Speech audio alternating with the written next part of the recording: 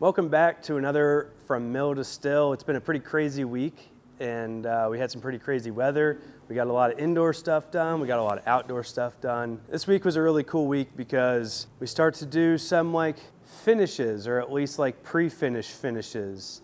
So let's go ahead and jump into it. We're gonna take a walk starting from the third floor and working our way down.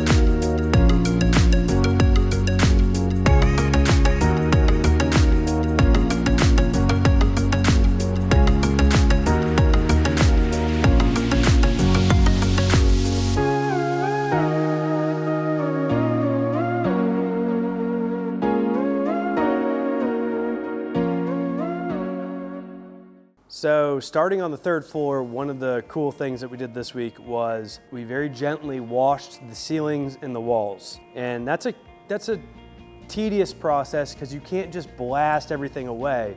You've got 140 years of grime and dirt and layers of paint and things like that you need to leave, kind of get gone, but leave the building intact. So from a distance, we used a light electric duty pressure washer to kind of just clean the walls, gently clean the walls and prep them for paint. You can see here, if you look at a before and after picture, this wall generally from a distance looks the same. Now there might be a little less paint left, but we made sure we did with the pressure washer was clean the wall, but not dig out the mortar, not dig out the brick, not take layers of paint away that were excessive. The next step in this process, especially on this third floor, which is my favorite room in the whole project, we want to just seal these walls.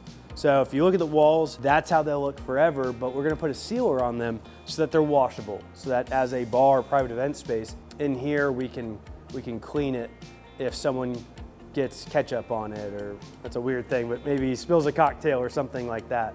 Also with the ceilings, we had to get cobwebs and mud daubers and dirt and grime and whatever was on these ceilings off, but not to the extent where we're digging into the wood and making it gross. If you've ever seen what a pressure washed deck looks like when someone did it wrong, and then what we had to do was gently clean these surfaces. So when we're done, it's glorifyingly, it's hand washed basically. So take a look at the ceilings after we clean them on the third floor. It's really cool.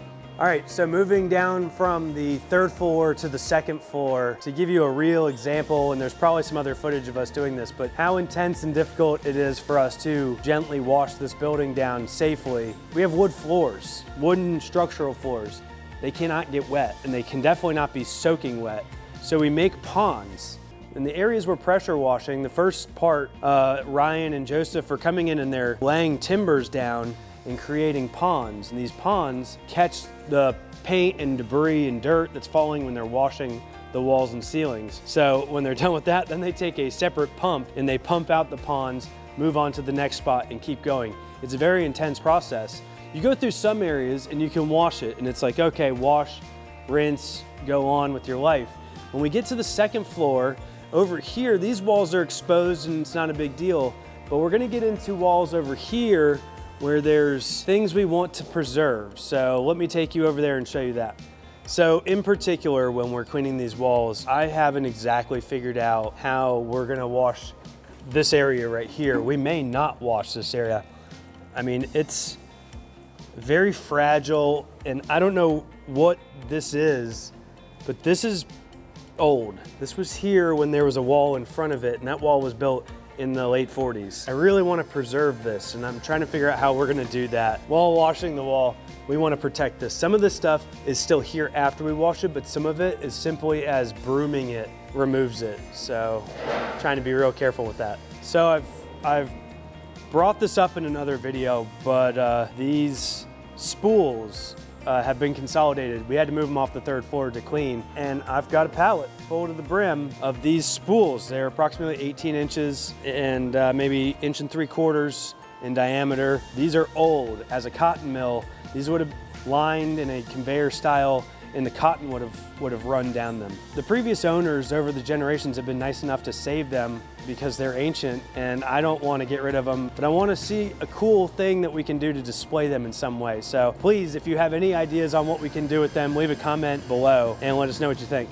We had some major or minor, I don't know, it depends on the job. We had some equipment failure this week. This Bobcat's old. Like when I was working for rehab, I was doing stuff with this Bobcat. We broke the left arm that holds the bucket up just because it's old. I mean, the right arm had already been repaired, so I don't think it's our fault or from abuse. But G&S Welding came immediately and fixed it, and for a great price. So thank you for that, G&S Welding. We'll tag you in this video. I got some clips of them doing the work. Those guys are pretty handy, and their truck is badass, so that was cool. They fixed it right away, and we're back in business, yay. So I think it's really exciting to transform, not transform because we're not changing this place, but to update this to be a more conventional, contemporary factory in a sense by putting a real loading dock door in. So we cut out that member in between. You know, G&S Welding built us a lintel using the old I-beams from the floor up here, and then we cut out the middle section between the old entry door and the window, and now it's time to put the bricks back. We had to do a mortar sample, and I'll show you that in a second. That has to be approved by the Park Service to make sure that we match the mortar where it used to be as we're pointing up and putting the new bricks back. So that's pretty exciting, real historic work going on as we evolve the loading area of this facility. Also, while we were doing all that, we knocked out this window, assuming it was just a plywooded up old window, and we got a bonus window out of it. The window was sandwiched by drywall, insulation, and plywood, and there's a real old window inside of it. So it hit the ground kind of hard. Some of the glass broke, but it's completely usable, and we're gonna fix it up, put it back in place in another spot. Come check that out. This is the window we knocked out, and there was a piece of drywall over this side and the plywood's still on the other side. I don't know, some of these panes look like they may have already been broken. Like that looks like one of the McGinnis kids from back in the day might have knocked that out. I see a BB gun hole over here. But this is an original window, and we don't need it where we knocked it out, but we're gonna need it somewhere else. So we'll use this window, you know, rebuild it and put it back where it belongs. It's like a free window. Before we can really get into pointing up this building and putting everything back, there's certain parts of the building that have to be pointed as if it was always like that. You know, we have to match the mortar. So Arturo, he's a professional when it comes to historic buildings. He did a mortar sample right here, matching the old to the new. This section of the building, especially where we're redoing the loading dock, we need this to look just right, and he absolutely nailed it. So he matched the white flakes, he matched the color, the texture, the way they cleaned the grout as they did it. This is mortar repair at its finest, so thank you so much, Arturo. We got the first set of piers done and the columns put back in place. So really exciting this week, we were able to cut the other 3 sections of I-beam out. We left them in place before because we were just worried about removing too much at one time. We got the next set of I-beams out of place, and then Trinity came in and removed the stack stone footing. So this is just one load. That's a concrete footing that we've been meaning to take away, but that stone right there and all the other stones, these were all mortared together underneath those columns on the first floor. These are what we're settling and where I put the ratchet straps, and he's removing them, putting them in our boulder pile that we've got that's getting bigger and bigger and bigger. That's pretty cool to see those being removed from the building since they've been there since about 1875.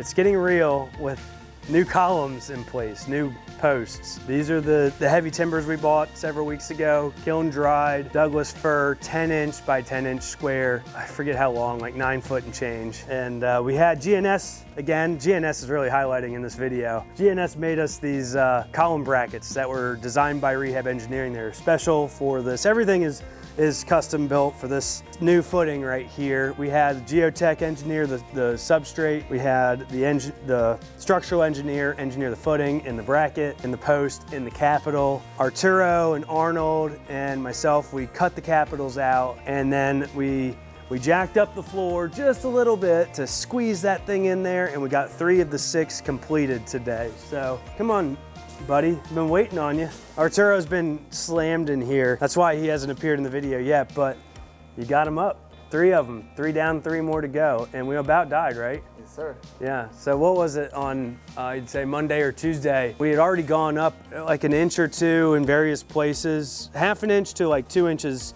depending on the location in the floor. We decided that we were gonna go up a little higher. So we took it up like another inch to an inch and a quarter on Monday or Tuesday, I can't remember when, before we decided to put these in. You know, get to a point where the floor doesn't want to bend anymore. And we hit that point, right? So we got these in and we called it a day. Anyway, that's that. They look great. So from here, what we've done is Arturo came in and he cut these beams out. So Arturo came in and I believe it was what, Arnold was cutting these out with a quickie saw. Last time we used the plasma cutter and Arturo just said, you know, we used my quickie saw and it goes much faster. So he cut these I-beams out and then Trinity dug out the stack stone underneath them. He used a plumb bob to get his perfect center so he knows where to put the new footing. And that way when we go to put these in a week from now, they'll sit just right. So that process has been really cool. We got some good footage of that going in, so check that out. This is really exciting and the closest thing to like being, I wouldn't say done, nothing's done out here. We're still in the very early stages of construction, but to have Arturo parge and finish this door opening is huge. This is just wide enough for a 6080 door. It'll be an egress door, but we could also open both sides of it so that we can drive a forklift out here. Over to our right here, your left, is where we're gonna put the chiller and some air conditioning. And it'd be nice to be able to access this area to pick things up and put them down, heavy things with a forklift. So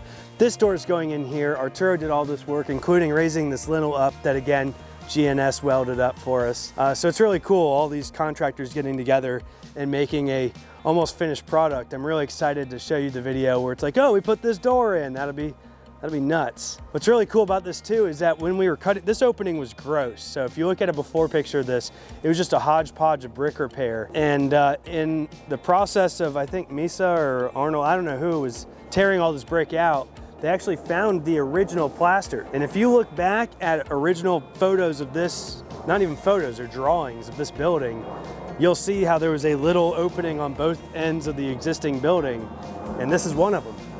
And that's original plaster work from that. So we're leaving that and it's super cool. It's kind of, yeah, it's just pretty cool. I would have to say that one of the most fun things I did this week, also one of the most stressful things I did this week, was stack these old boulders up to make 3 fire pits with my mom. And that entailed me driving the mini excavator and her pointing and trying to show me which side of the boulder and where to stick it, and me trying to drive a mini X, which I'm not very good at well enough to not crush her, intentionally at least, with a boulder. That was fun. That was really cool. So my mom and I, and you'll see some footage of that, we put about an hour into just getting these 3 fire pits done. And it's really cool because that gives you an idea of like festival land. We're gonna be out here with bonfires and things like that, just enjoying the weather and drinks and the creek and all that. It's really cool. We cleaned up the rest of the creek. The McGinnis brothers came in here. They cleaned all the underbrush out of the woods, made that giant pile back there. Pretty intense. How much vines and weeds and old trash that we had to throw away came out of that woods right there. We found a foundation to a couple houses that had been relocated to the woods. Some cool boulders, because there's boulders everywhere out here. Lots of trash, lots of old cotton spools and things like that. It was really nice to get that all cleaned out and really salvage the trees that are in that area. And if you look, once we get grass growing over there, it's really gonna make for a nice shady hangout spot, festival land. This, we got a good 3 solid acres of festival land. We still have a little bit more land to clear going from the backyard to the Main Street bridge, but then we're done. We'll get grass growing and this place will look like it's never looked before. So that's super exciting, and Trinity and his brother really did a good job cleaning it all up. So thanks to them. So that's it. That's our week.